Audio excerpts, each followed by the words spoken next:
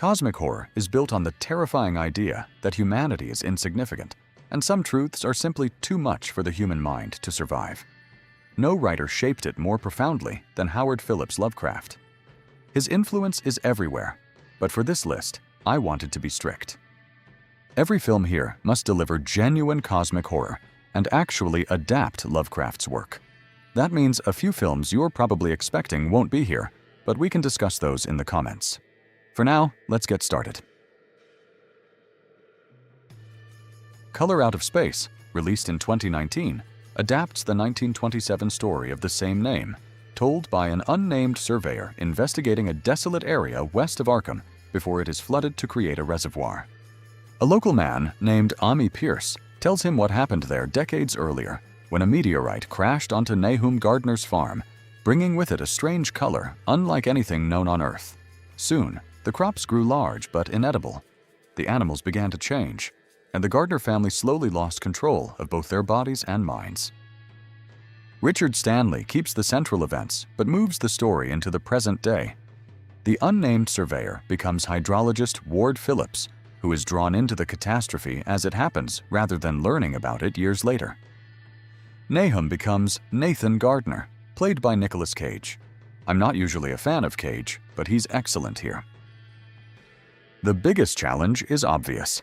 How do you show a color that supposedly has no earthly equivalent?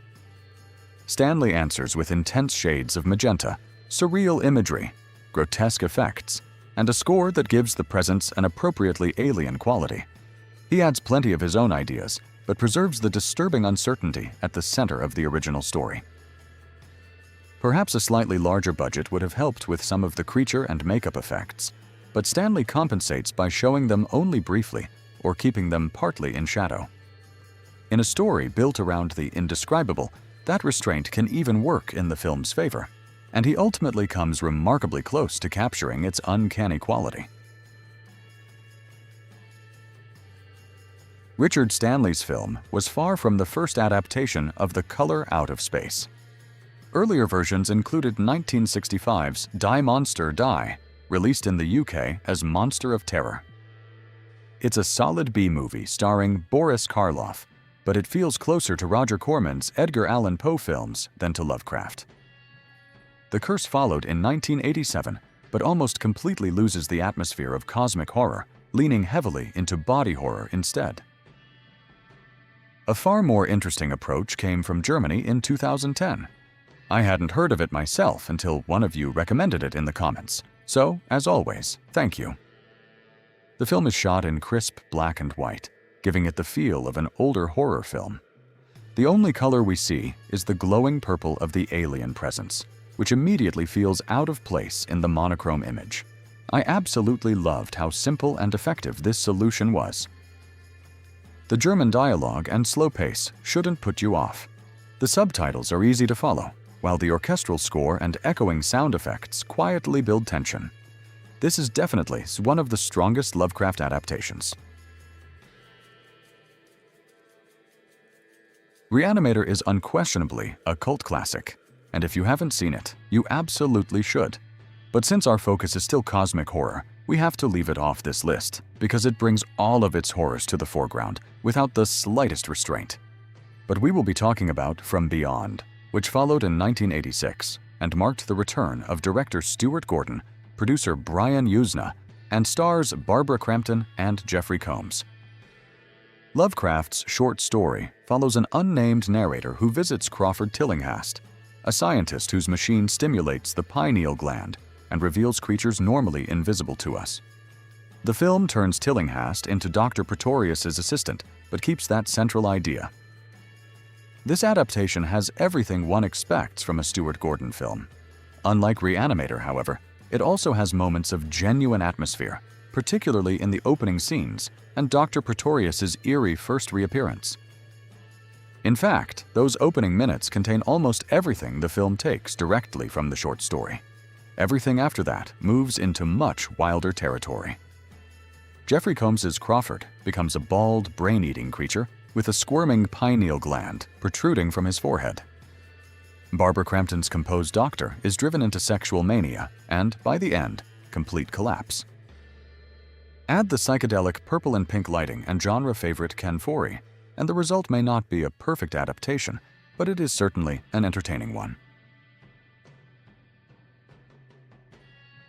In 2001, Stuart Gordon made another Lovecraft adaptation, Dagon. Despite its title, the film is far more an adaptation of The Shadow over Innsmouth. Lovecraft's Dagon is a very short story about a sailor stranded in the Pacific on a newly risen stretch of seabed. He discovers an ancient monolith carved with fish-like beings before a colossal creature emerges from the water. In the film, stockbroker Paul and his girlfriend Barbara head to the decaying fishing village of Imboca for help after a boating accident off the Spanish coast. As night falls, people disappear and creatures that are not quite human begin to emerge. Hunted by the entire town, Paul discovers that the villagers worship Dagon, a monstrous god of the sea, whose half-human offspring live among them. It is clearly a low-budget production, and some of the CGI looks rough.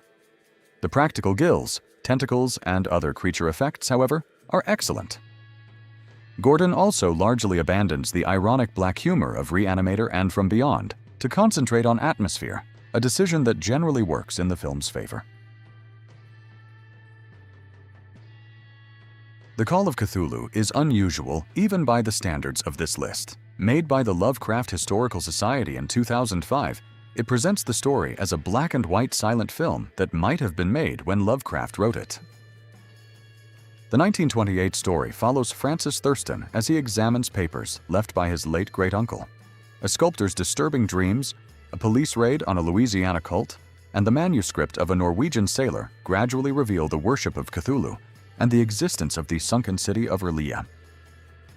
This layered structure might seem difficult to translate to the screen, but the silent format handles it remarkably well.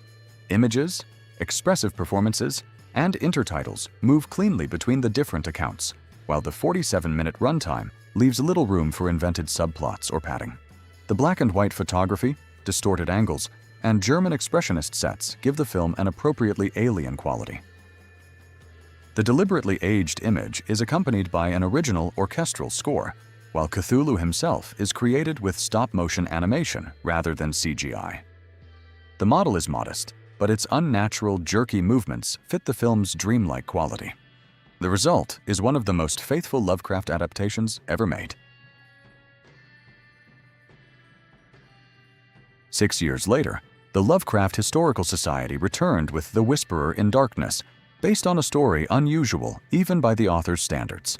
It combines familiar cosmic dread with a hint of what we might now call cyber horror, as human brains are linked to alien technology. Once again, the filmmakers pay close attention to period detail and costumes and shoot everything in black and white, although this time the result is styled after the sound films of the 1930s. Set in 1927, the film follows Albert Wilmarth, a folklore professor at Miskatonic University, who investigates reports of strange creatures found after severe flooding in rural Vermont. His search leads him to the isolated farm of Henry Akeley and evidence of the MyGo, extraterrestrial beings capable of removing human brains and transporting them through space in metal cylinders. The first two acts remain remarkably close to Lovecraft. The opening debate and the entire third act, including Wilmarth's journey into the MyGo cave, were added to expand the story to feature length. At 103 minutes, it sometimes moves more slowly than I would have liked. But once Wilmarth reaches Akeley's farm, it becomes wonderfully unsettling. Overheard conversations, moving silhouettes, and brief glimpses of insect-like creatures leave much of the horror outside the frame. This is Lovecraft as he should be. Necronomicon is an anthology built around 3 loose Lovecraft adaptations and a framing story in which Jeffrey Combs plays the author himself. The project was assembled by Brian Yuzna, the producer behind Reanimator and From Beyond, and an accomplished genre director in his own right. Yuzna also brought in French director Christophe Gans, who later made Silent Hill, and Japanese filmmaker Shusuke Kaneko, later known for the live-action Death Note films.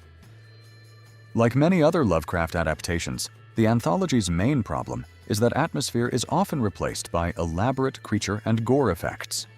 But the clear standout is Kaneko's The Cold. The episode takes considerable liberties and presents much of the story through flashbacks, but retains the central premise and handles the atmosphere well. The Resurrected was the second and final feature film directed by Dan O'Bannon, the screenwriter of Alien and director of The Return of the Living Dead. It adapts Lovecraft's posthumously published novel, The Case of Charles Dexter Ward, in which a young man's obsession with his ancestor, the 18th century necromancer Joseph Curwen, leads him to experiments capable of restoring the dead from their remains. The film turns the story into a private detective mystery. Claire Ward hires John March to investigate her husband, Charles, whose behavior has changed since he began conducting secret experiments at an isolated farmhouse.